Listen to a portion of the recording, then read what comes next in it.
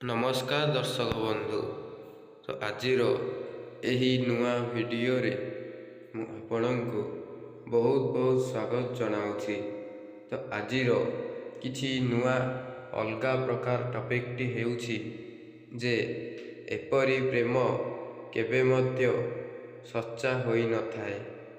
ତ ଏହି ଟପିକଟିକୁ ଆମେ ଆଜି ଷ୍ଟାର୍ଟ କରିବା ଆଉ ବୁଝିବା ଯେ କେଉଁ ପ୍ରେମ ଆମ ପାଇଁ ସଚ୍ଚା ହୋଇନଥାଏ ଆଉ କେଉଁ ପ୍ରେମ ଆମ ପାଇଁ ମୂଲ୍ୟବାନ ହୋଇଥାଏ ବା ସଚ୍ଚା ହୃଦୟରୁ ହୋଇଥାଏ। ତ ଚାଲନ୍ତୁ ଆଉ ଡେରି ନ କରି ଭିଡ଼ିଓଟିକୁ ଫାଷ୍ଟରୁ ଲାଷ୍ଟ ଯାଏଁ ଆରମ୍ଭ କରିବା। ତ ଚାଲନ୍ତୁ ମୁଁ ଆପଣଙ୍କୁ ଜଣାଇବି ଯେ କେଉଁ ପ୍ରେମ କେବଳ ସଚ୍ଚା ହୃଦୟରୁ ଚାଲିଥାଏ ଆଉ କେଉଁ ପ୍ରେମ କେବଳ ହୃଦୟ ବାହାରୁ ଖାଲି ବିଷ ଭରି ରହିଥାଏ। ତ ଆପଣମାନେ ଯଦି କୌଣସି ଏକ ପ୍ରେମରେ ଫସି ଯାଇଛନ୍ତି ସେଠାରୁ କିପରି ମୁକୁଳିବେ? ତ ଏହାର ଉତ୍ତର ହେଉଛି ସେଠାରେ ଆପଣ କିଛି କରିବା ଆବଶ୍ୟକ ନାହିଁ। ସେଠାରୁ ବରଂ ଚାଲିଯିବା ବହୁତ ଜରୁରୀ ଅଟେ। କାରଣ ଯେଉଁଠାରେ ନିଜର ବୋଲି କିଛି ପରିଚୟ ନାହିଁ ସେଠାରେ ରହିବା ଅଯଥା ଆମ ପ୍ରତି ଏକ ଭୁଲ ଅଟେ। ଆଉ ଯଦି କୌଣସି ଏକ ପ୍ରେମ ସଚ୍ଚା ହୃଦୟରୁ ଚାଲିଥାଏ ତେବେ ମନେ ରଖନ୍ତୁ ସେହି ପ୍ରେମରେ କେବେ ମଧ୍ୟ ବାଧାବିଘ୍ନ ସୃଷ୍ଟି ହୋଇନଥାଏ। ବରଂ ସେହି ପ୍ରେମରେ ଯନ୍ତ୍ରଣା ମଧ୍ୟ ମିଳିନଥାଏ। ସେଠାରେ ମିଳିଥାଏ ଖାଲି ସମ୍ମାନ। ଆଉ ଆପଣମାନେ ଯଦି ସେହି ପ୍ରେମ କରୁଛନ୍ତି ତେବେ ଆପଣଙ୍କୁ ମଧ୍ୟ ବହୁତ ସମ୍ମାନ ମିଳିପାରେ। ଆଉ ଯଦି ଆପଣ କାହାର ହୃଦୟକୁ ଚିହ୍ନି ପାରୁନାହାନ୍ତି ତେବେ ସେହିଠାରୁ ମଧ୍ୟ ଚାଲିଯିବା ଆମ ପ୍ରତି ଏକ ବହୁତ ଭଲ କାମ ଅଟେ। କାହିଁକି ନା ହୁଏତ ସେ ଆମ ପାଇଁ ଏକ ହୃଦୟବାନ ନ ହୋଇପାରେ କିନ୍ତୁ ଅନ୍ୟ ଲୋକଙ୍କ ପାଇଁ ତାଙ୍କ ପାଇଁ ସେ ହୃଦୟବାନ ହୋଇପାରେ। ତେଣୁ କୌଣସି ଯଦି ନାରୀ ସେ ଆମ ପ୍ରତି ନ ହୋଇପାରିଲା ତେବେ ତାକୁ କେବେ ମଧ୍ୟ ହାତଛଡ଼ା କରିବେ ନାହିଁ। ସେ ଯଦି ଆମ ପ୍ରତି ନ ହୋଇପାରିଲା ତେବେ ସେ ହୁଏତ ଆଉ କାହା ପ୍ରତି ଆଶା ଥାଇପାରେ। ତେଣୁ ଆପଣ ଯଦି ଜୀବନରେ କେବେ ପ୍ରେମ କରିବାକୁ ଚାହୁଁଛନ୍ତି ତେବେ ଆପଣ ସଚ୍ଚା ହୃଦୟବାନ ଥିବା ନାରୀକୁ ପ୍ରେମ କରନ୍ତୁ। ଆଉ ଯଦି କୌଣସି ହୃଦୟ ବା ଯେମିତିକି ତାର କିଛି ବି ମୂଲ୍ୟ ନଥିବ ଆପଣ ଯଦି ସେହିଭଳି ନାରୀକୁ ପ୍ରେମ କରିବେ ତେବେ ଆପଣଙ୍କ ଜୀବନ ପୁରା ଅନ୍ଧକାର ହେଇଯିବ। ଆଉ ଆପଣ ଚାରିଆଡ଼େ ଖାଲି କିଛି ନା କିଛି ଦୃଶ୍ୟମାନ ଦେଖିବାକୁ ମିଳିବ। ଆଉ ସେହିଭଳି ନାରୀ ତାର ଜୀବନରେ କେବେ ମଧ୍ୟ ସକ୍ସେସ୍ ହୋଇପାରେ ନାହିଁ।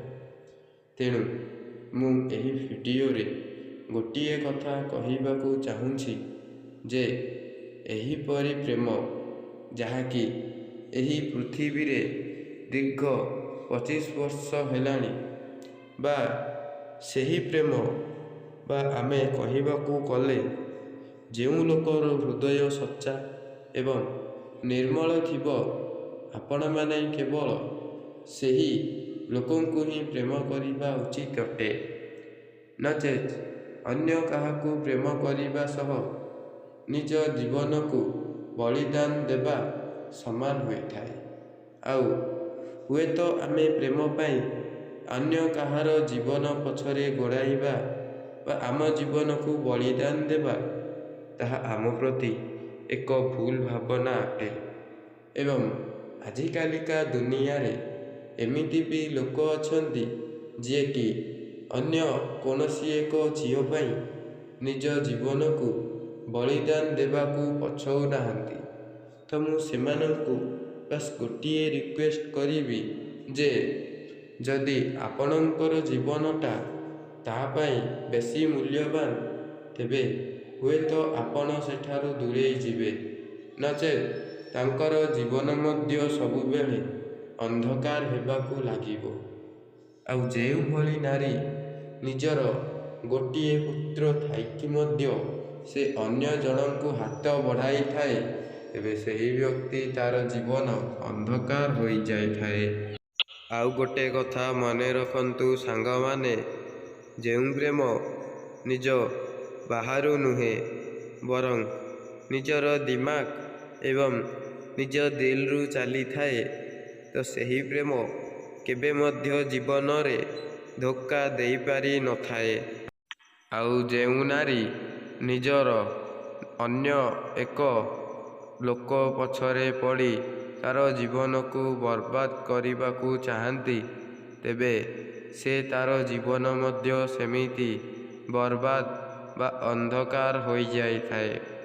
ତେଣୁ ଆପଣ କେବେ ମଧ୍ୟ ଏହିପରି ପ୍ରେମକୁ କେବେ ବିଶ୍ୱାସ ମଧ୍ୟ କରିବେ ନାହିଁ, ବା ଏମିତି ପ୍ରେମ ବା ଯେଉଁମାନେ ଏମିତି ପ୍ରେମ କରୁଥାନ୍ତି, ତେବେ ତାଙ୍କର ଜୀବନ ମଧ୍ୟ ଏପରି ଏକ ଅନ୍ଧକାର ପାଲଟିଯାଏ।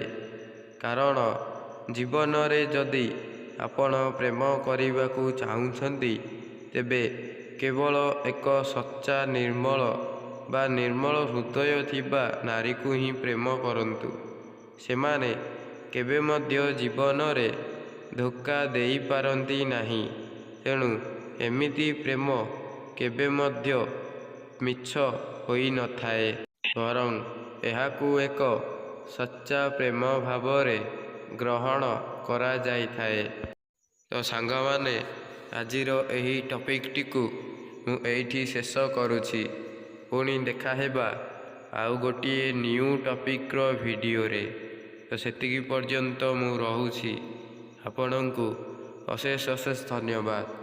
ତ ସାଙ୍ଗମାନେ, ମୋର ଏହି ଭିଡ଼ିଓରେ ଆପଣଙ୍କୁ ଗୋଟିଏ ରିକ୍ୱେଷ୍ଟ, ଯଦି ଭିଡ଼ିଓଟି ଆପଣଙ୍କୁ ଭଲ ଲାଗିଲା, ତେବେ ନିଶ୍ଚିତ ଭାବରେ ମୋର ଏହି ଚ୍ୟାନେଲ ସମ୍ବିତ ମୋଟିଭେସନାଲ ଲାଇଫକୁ ଗୋଟିଏ ସବସ୍କ୍ରାଇବ୍ କରି ବେଲ୍ ଆଇକନ୍କୁ ଅନ୍ କରିକି ରଖିଥିବେ, ଯାହାଫଳରେ ମୁଁ ଭିଡ଼ିଓ ଛାଡ଼ିବା ମାତ୍ରେ ଆପଣଙ୍କ ପାଖକୁ ନୋଟିଫିକେସନ୍ ଜରିଆରେ ସର୍ବପ୍ରଥମେ ପହଞ୍ଚି ପାରିବ।